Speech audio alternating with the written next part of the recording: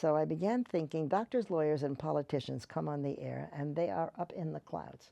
They are talking about stuff that the common people don't want to know anything about. I'm a live show, and I got to pull them out of the clouds and get them down. I could teach them.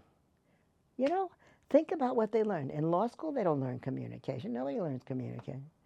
So I ran the first women's conference in South America, in Colombia, and I sit down next to a man who says, "Oh, Sonya Hamlin will have a big talk. That's great. I'm Vern Countryman. I am a law professor at the Harvard Law School." So I tried it out. I said, "What would you teach?" Came back. The Harvard Law School said, the dean said, "Come have lunch. Now I'm going to show you a tape of something that a lawyer is doing, and you critique it."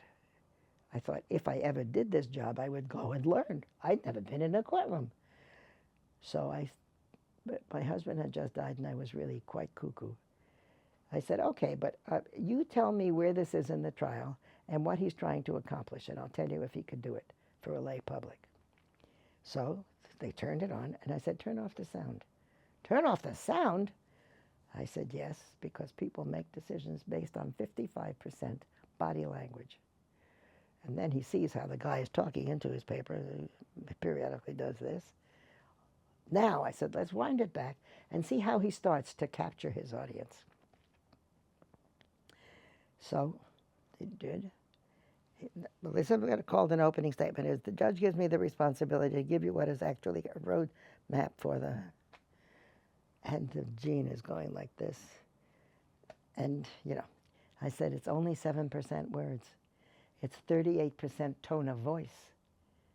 Because you know, whenever I taught it to all the law students, did you know when your mother or your father was angry with you? Oh, in a minute. Why? How they taught, how... John! That's all. So I did. 3 days later, I did a 3-hour lecture. When I used every possible creative thing. I had my television people. We videotaped lawyers doing things. We played it back. We discussed. And I was very involved with the audience, not knowing that in the audience were the most famous judges and lawyers in the country who were invited to come and teach the advocacy workshop. So overnight, I became famous. And that I was a big jury consultant, and all through the 80s, 90s, I was on the air nationally talking about juries, you know. And I covered the O.J. Simpson case, the whole thing from beginning to end, every day. It was on in New York on Channel 5, which was then not Fox. And so it was quite a time. And meanwhile, I had written 5 books on the subject, 2 on communication in the business world and 3 on courtroom communication. And I became sort of the guru for a lot of CEOs and stuff. And then I ended up acting at Shakespeare and Company and a few other things. So there's 13 careers altogether.